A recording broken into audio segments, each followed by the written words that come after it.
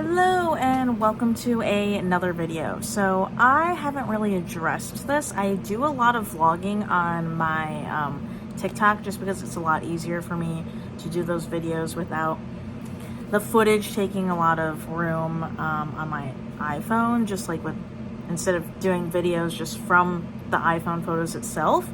But a lot of people seem to like it because I do have it as my pin post.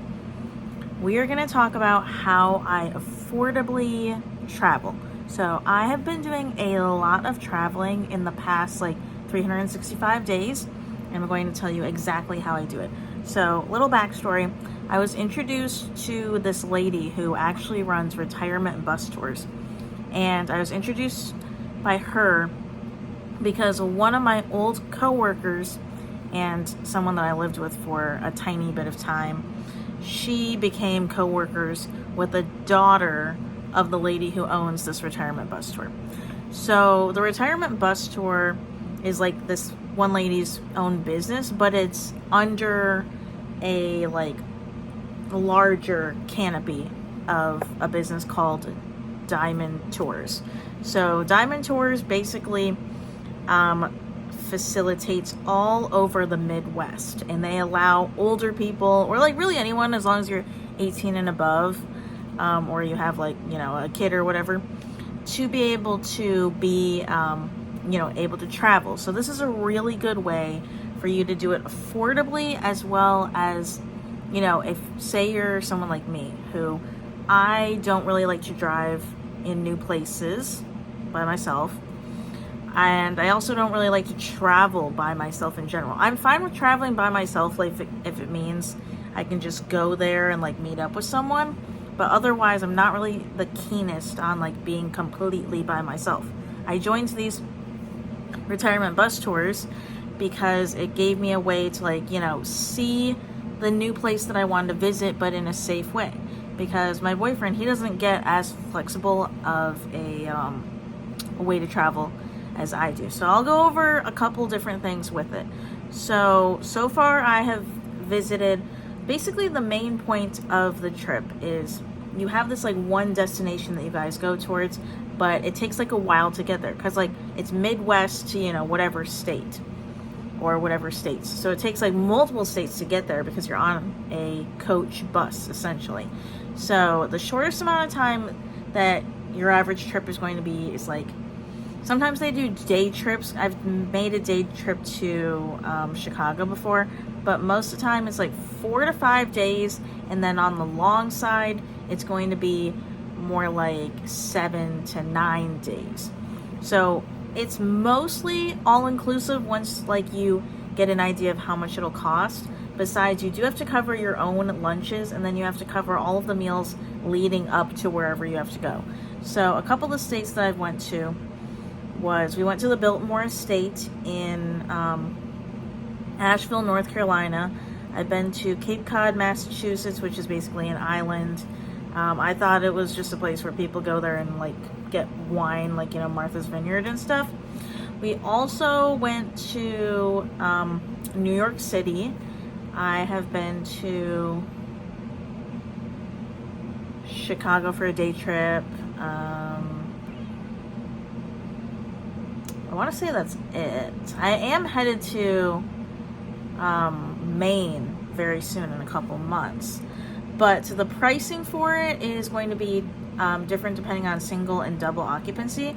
So single occupancy, the cheapest I've seen it go for is $600 to $800, and then your standard double occupancy, the highest I've seen it go for is about $2,000. So it just depends. Obviously, single occupancy is going to be higher just because it's a lot cheaper to get a double bed than it is just a single room. But all of the activities that you guys do is completely covered. So if you guys go to any beaches, museums, anything like that. We went to the Biltmore Estate, we did wine tours and did that. Your standard Biltmore Estate the ticket is around $90 to $100 by the time I'm making this video. So I actually was curious, and I did the calculation on like how much I paid for some of these trips, because some of the trips was like 9 to 1,000 for me, and then this main trip that I'm going on for about 8-9 days is going to be about 2,000. If I had to hypothetically recreate the trip, which is take a plane out there, get a rental car, get a hotel, all of that, it would have been way more expensive than just going with this retirement bus tour. And I try to reiterate to people, you do not have to be retired age to go on these. Like, don't get me wrong, I am on a bus with like 95% people who are probably between the ages of 50 and 70 years old. But, you know, there are some younger people there. Like this one lady, she brought her kids.